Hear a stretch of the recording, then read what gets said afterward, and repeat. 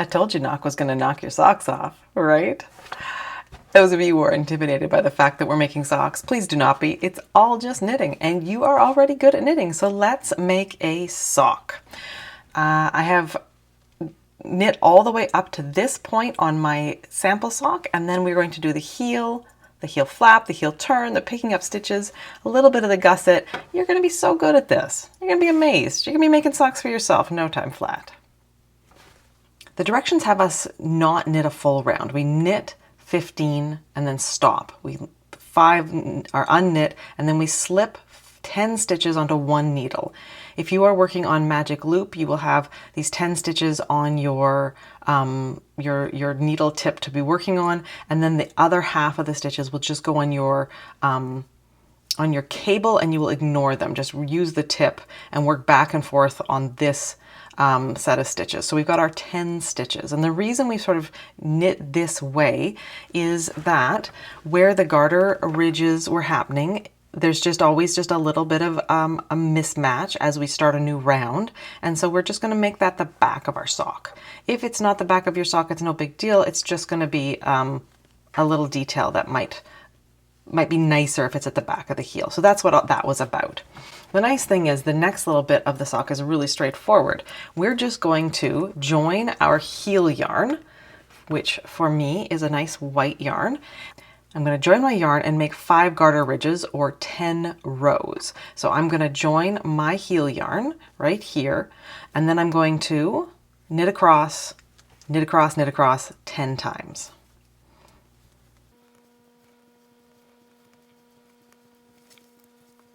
So I'm turning my work.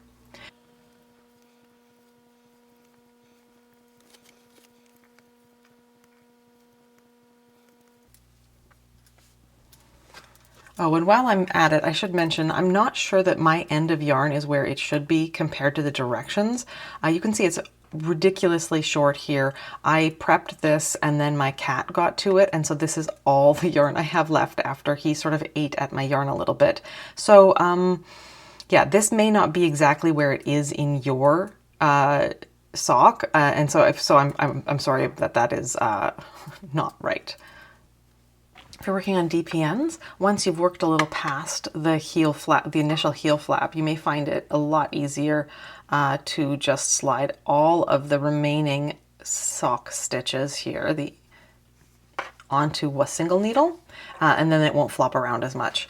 I actually finished my whole heel flap before I remembered, so we have 1, 2, 3, 4, 5 ridges in a garter stitch. So now we're ready for the heel turn, which is a very simple maneuver. So don't, as ever with knitting, never let the name of something intimidate you. You are a knitter. You can do this. Okay, so we're going to knit 5. See, I told you you could do this.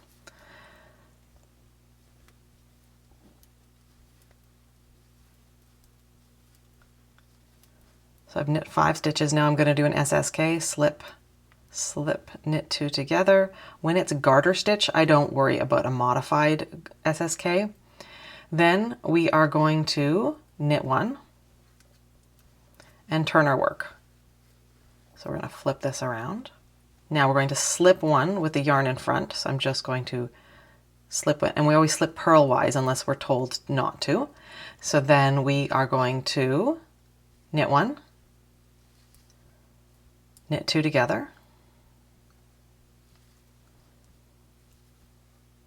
knit 1, and we're going to turn our work. So now we are going to slip 1 with yarn and back, knit 2.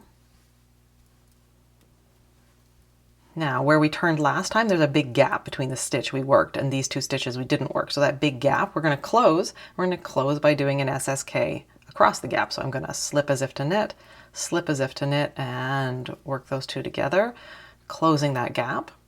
Now we are going to knit 1 and turn our work. So you can see that gap right there from the other side, which we're going to go deal with right now. So we are going to slip 1 with the yarn in front. We're going to knit 3. Okay. Now we're going to knit 2 together across that gap. It's going to close that door. And now we're going to knit 1 and turn. So we have made a little heel turn. Now on a full-size adult sock, this will actually make a beautiful little, like, much more pronounced cup shape that your heel fits into. But on wee little Gnock here, although Gnock is not wee for the gnome world, this is just a very rapid heel turn. Okay, so now we need to knit across. We need to get our working yarn over here and work all these stitches. So we're just going to knit across. Then we're going to change back to our self-striping yarn color. We need to pick up and knit 5 stitches along this flap. You can pick up the loops of the stitches themselves, or you can go in between the garter ridges. Doesn't matter as long as you get 5 stitches on your needle. And you can pick up and knit, or you can pick up, then join your yarn and do it separately. I will show you picking up and knitting. It's a skill we don't do as often in gnomes. We often separate the two. Feel free to continue separating them. All right, you can either, if you're on DPNs, you can use a new needle or continue using this one. I might as well show you continuing using this one. All right, so we are going to pick up and knit 5 times along this edge. That's going to join the bottom of the heel flap. Oh, I went right through apply there. This is going to join the bottom of the heel flap to the side of the heel flap. And then in a moment, we're going to join the top of the sock. So we have 1, 2, 3, 4, 5 colors, 5 colored stitches beside our white, which means we've got our 5 stitches. Then we are going to knit across these 10 stitches that we were holding from before. Oh, and I want to use a new needle as a DPN user.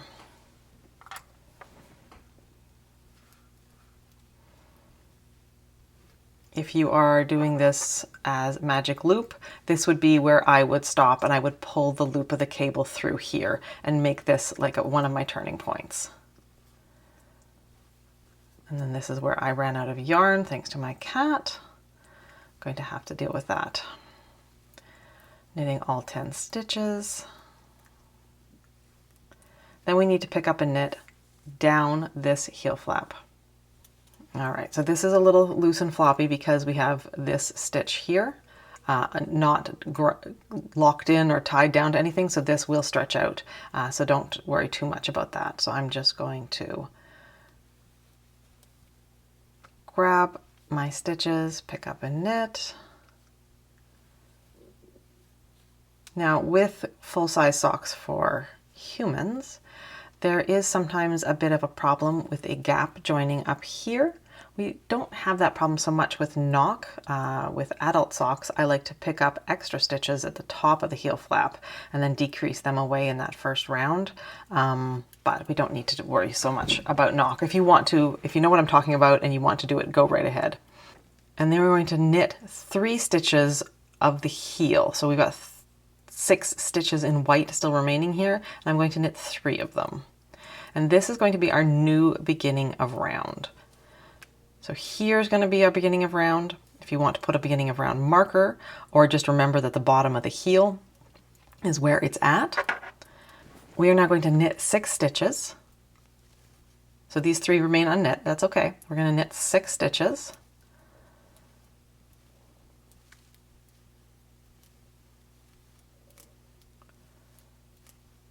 And you can see how loose and floppy everything is because my ends are waving free here and they need something to anchor them to stop them from getting loose and floppy. And now we're going to do an SSK. This is going to be decreasing in the direction of the gap that sometimes forms. So we're just going to decrease that away like that. We're going to knit across our 10 top stitches here. And now we are going to do a knit 2 together. So again, that's a decrease in the direction of where the gap might sometimes form, which I found for Gnock was enough to get rid of the gap for me. So after doing that knit 2 together, we just knit to the end of our round.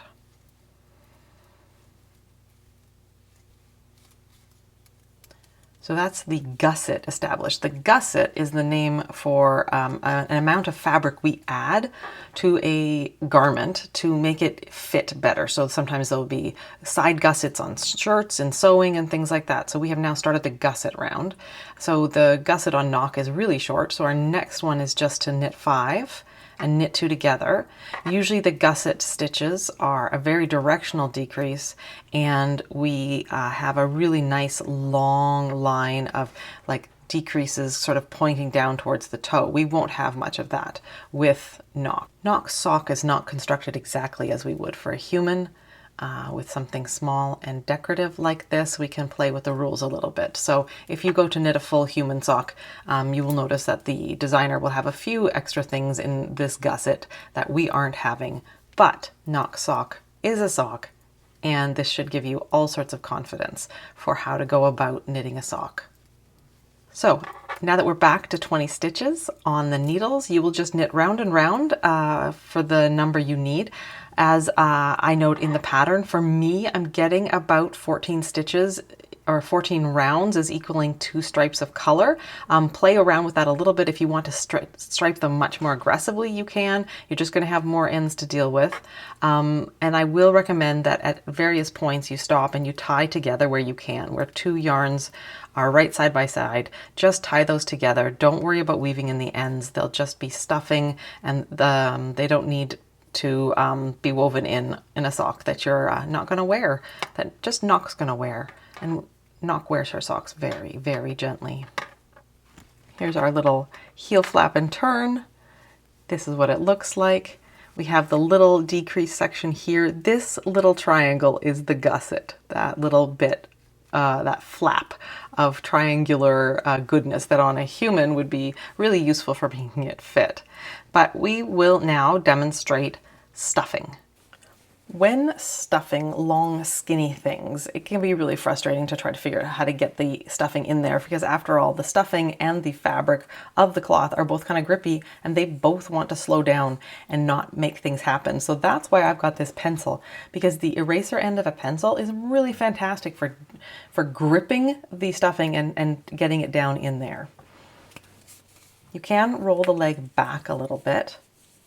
I've got ends already left in there as stuffing.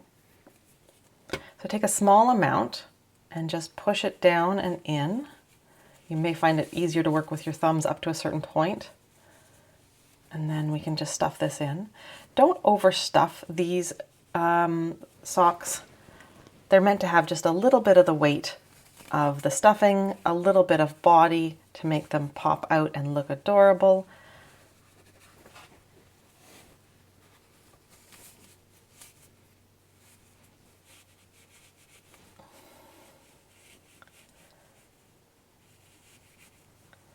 Make sure that you're stuffing them both the same size. That's always important. And then my last little tip is, if you are making this as a toy, this stuffing is going to want to wander up the leg.